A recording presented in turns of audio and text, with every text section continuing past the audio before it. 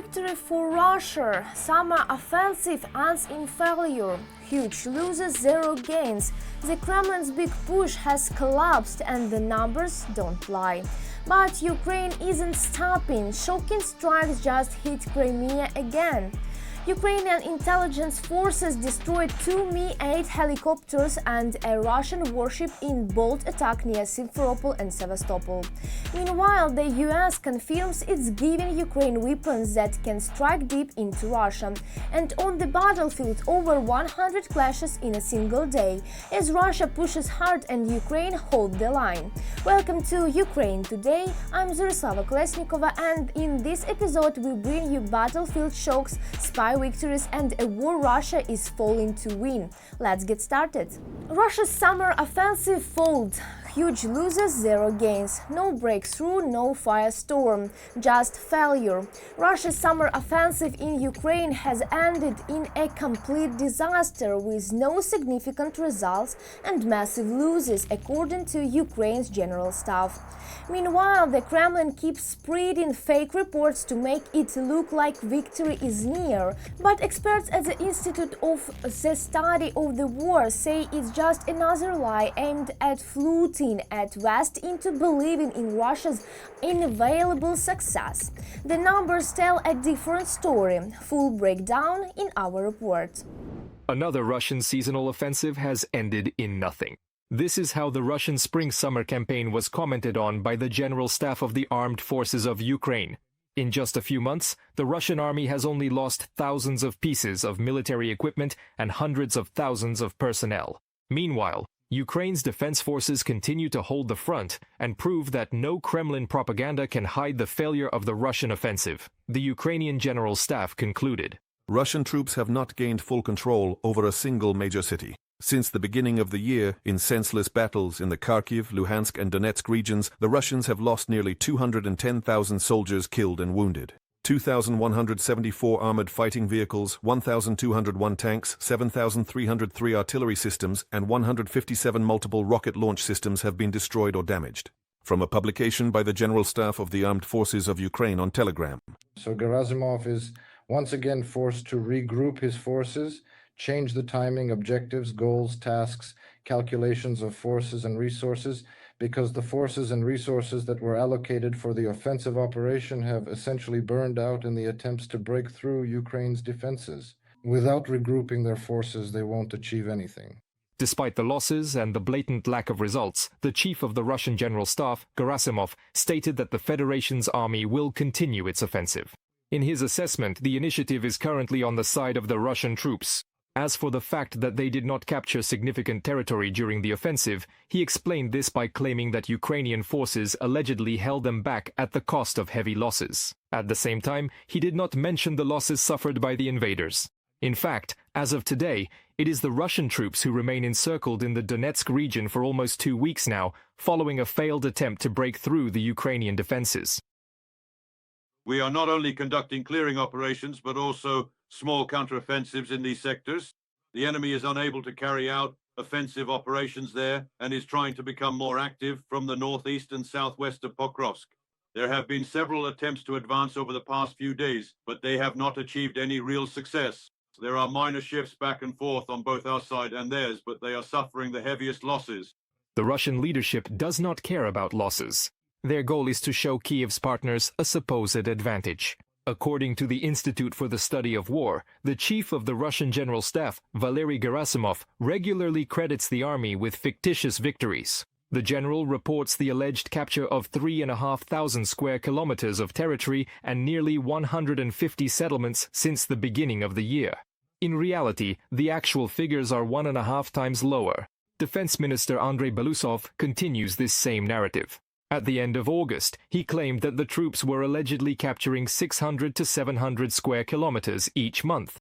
Experts, however, report more modest numbers. On average, 440 to 500 kilometers during the summer months. The Kremlin, apparently, is trying to use a large volume of quantitative data to create a false impression of rapid advances by Russian troops on the battlefield. The Kremlin is trying to convince the West that Russia will inevitably achieve its military objectives on the battlefield. Therefore, Ukraine should yield to Russia's demands, and the West, consequently, should stop supporting it. from a report by the Institute for the Study of War. However, Kiev's partners are not falling for such Russian tricks and, on the contrary, are only continuing to strengthen the Ukrainian armed forces. Already this year, Ukraine may receive up to 3,500 missiles and REMS with auxiliary equipment and additional services worth $825 million. Ukraine received the corresponding authorization for procurement from the United States Defense Security Cooperation Agency.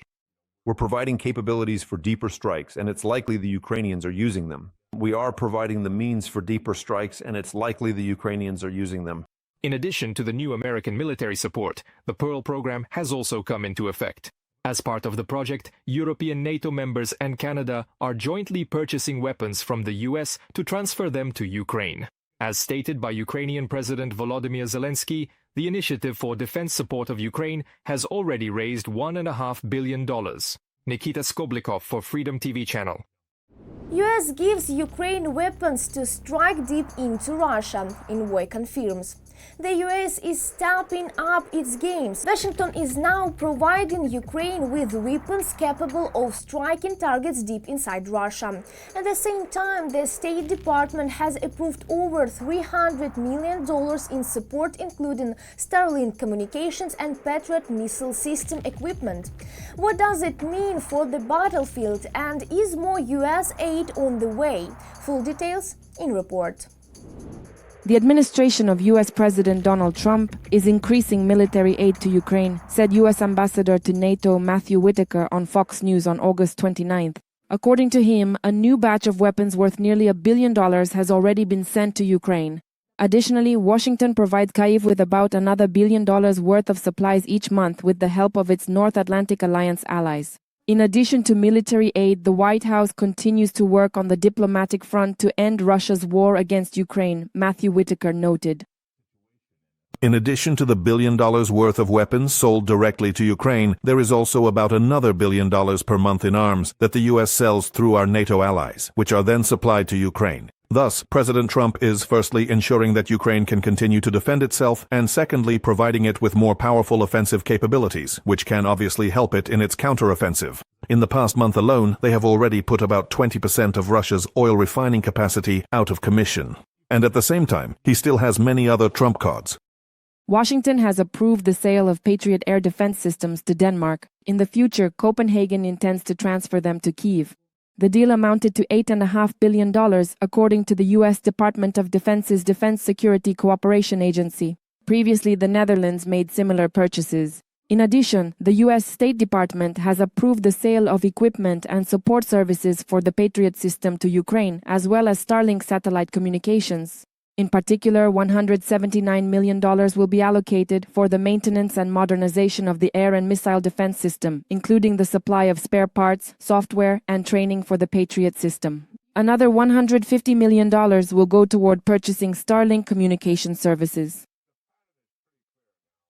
Putin has been negotiating for 6 months already, and the reality is, he talks about peace. I assume that he is very persuasive in his conversations with Special Envoy Witkoff and with the President and his team, whether meeting with them in person or speaking by phone. And that's one thing. But while he talks about peace, he is obviously waging war, and it is war that he emphasizes. But what he is actually doing is escalating the war against the people of Ukraine. And that is terrible. This is a war crime, not just the toughest sanctions. We must provide Ukraine with as much offensive weaponry as possible. On August 29th, the Pentagon approved another deal with Kyiv. This concerns the air-launched cruise missiles, ERAM. They have a range of up to 450 kilometers, and the contract is worth $825 million. This proposed sale will contribute to achieving the foreign policy and national security objectives of the United States by enhancing the security of the partner country, which is a driving force for political stability and economic progress in Europe. From a statement on the website of the Defense Security Cooperation Agency of the U.S. Department of Defense, according to the Pentagon, the funding for the weapons is planned to come from Denmark, the Netherlands, and Norway, as well as from the U.S. Foreign Military Financing Program. Earlier, Germany agreed to allocate $500 million for the supply of American weapons to Ukraine as part of the NATO Pearl initiative. Russia will only end the war against Ukraine when it is no longer able to continue it for military and economic reasons, said German Chancellor Friedrich Merz. He praised the unity of Europeans in the discussions regarding Ukraine. At the NATO summit in The Hague in June, we decided that we would work on strengthening the European part of the alliance, that we would try to keep the Americans in Europe, but also that we would say, yes, we are ready to make a significant contribution ourselves to our work, our security, and our freedom. On August 29, Friedrich Merz and French President Emmanuel Macron emphasized that US President Donald Trump would have to respond if the summit between Ukraine and Russia he announced does not take place. However, already on August 30th, the head of the White House stated that a bilateral meeting between President Volodymyr Zelensky and Putin is unlikely to happen in the near future. However, in his opinion, trilateral talks involving the United States will take place. Kristina Dombrovskaya for Freedom TV channel.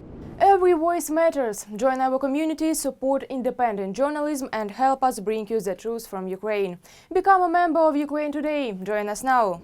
Ukrainian spy strikes again. 2 helicopters and Russians' warship hit in Crimea. Boom after boom, Ukraine's military intelligence is crushing Russian targets in occupied Crimea. This time, the elite Shadows unit used drones to strike a Russian airbase near Sevastopol, destroying 2 Mi-8 helicopters worth up to $30 million. But that's not all. In Sevastopol, a Russian military tugboat, likely part of an elite underwear sabotage unit, was also hit during an arterial assault. The damage severely limits Russia's special diving forces known for deep-sea missions and sabotage ops. The demilitarization of Crimea is well underway and Ukraine isn't slowing down. Full details in our report.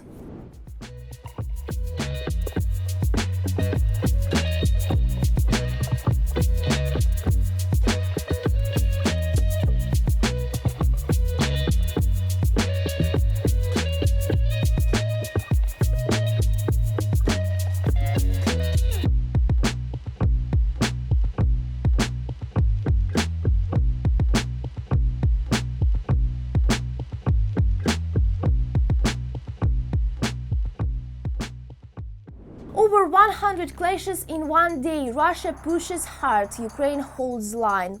The battle is raging. Since the start of the day, over 100 combat clashes have erupted along the front line.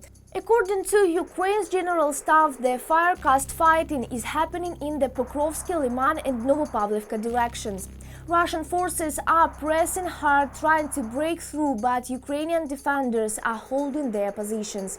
It's thought it's bloody and the fight is far from over. Full update in our full report. Fire now, set, aim, ready, go. 15 times Russian occupiers tried to attack in the Lyman direction and another 11 times in the Novopavlivka sector. The Pokrovsky direction remains the most difficult on the front. Since the beginning of the day, according to the General Staff of the Armed Forces of Ukraine, Ukrainian soldiers have repelled the most assaults by the invaders in this area. The enemy tried 38 times to push the defenders from their positions in 15 areas of populated settlements. The soldiers note that all attacks by the Russian occupiers have been repelled. Sometimes it goes smoothly. Sometimes it's hard, sometimes it's really hard. But we keep working, we have an excellent team, we have an excellent platoon. Everyone is in their place, everyone knows their job, and accordingly, it is precisely this teamwork that ensures an effective result. In the Siversk direction, the defense forces stopped Russian units that tried to advance near Serebryanka. 3 Russian attacks were repelled in the Orikhiv sector. Ukrainian soldiers repelled 6 Russian assaults in the Kupiansk direction. Another 5 attacks each were repelled in the Toretsk, southern Slobozhansky, as well as northern Slobozhansky and Kursk sectors of the front. Military experts note the successes of the Ukrainian armed forces in the Donetsk, Kharkiv, and also Sumy regions. I think that, first of all, the situation for the Russians today is far from ideal. Secondly, it reminds me of a suitcase without a handle. In other words, it's already hard to carry, but it's a shame to throw it away, if only for one reason. They still have to report to the Tsar that supposedly something is still happening in the Sumy region. Indeed, the fighting continues and it is fierce, but nevertheless, I think that at this point, the initiative in the Sumy direction is definitely more on the side of the Ukrainian defense forces. Ukrainian aerial reconnaissance has captured footage of Russian commanders literally pushing their subordinates forward, sending them into meat grinder assaults in the Sumy region. The footage shows that the commander himself tried to hide in what he thought was a safe place, but it was in vain. UAV operators, artillery and mortar crews nip all attempts by Russian assault troops in the bud. They treat their own people? They just use their own people. To them, it's like a biological resource. There are some who, as soon as they hear a drone, immediately hit the ground, right? And some just put their hands up. They're just like beads. Russian occupier, if you see a drone, drop your weapon, raise your hands, and you'll live.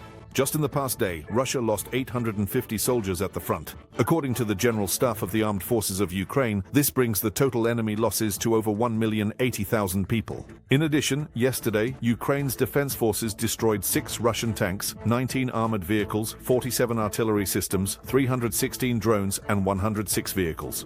That's all for today on Ukraine Today. If you want the truth without fighters, like, comment and subscribe to our channel. And most importantly, become a member of our community. Your support powers independent Ukrainian journalism and help us keep telling the stories that matter.